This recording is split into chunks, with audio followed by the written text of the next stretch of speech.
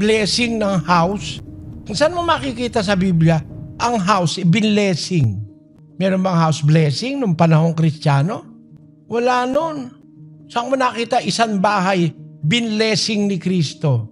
Ang bine-blessing ni Kristo, tao, hindi yung bahay. Tandaan nyo mga kapatid, tao i-blessing mo. Pagka may blessing yung tao, saan man pumasok yan, kasama yung blessing.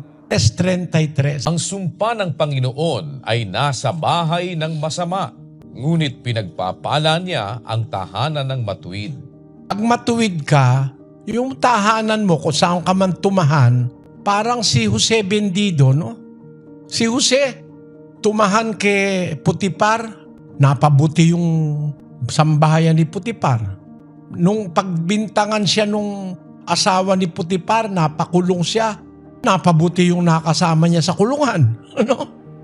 Nung magkakagutom sa Ehipto, hindi maipaliwanag, tinawag si Jose. Nung si Jose na ang gawing pinuno ng Ehipto, napabuti ang Ehipto. Nakapag-ipon ng maraming istak ng pagkain. Kung asan yung matuwid, saan man pumunta yon, blessing yon. Kasi siya yung blessed yung matuwid. Pero yung sumpa ng Panginoon, nasa bahay ng masama. Bakit? Hindi naman yung bahay ang masama, yung tao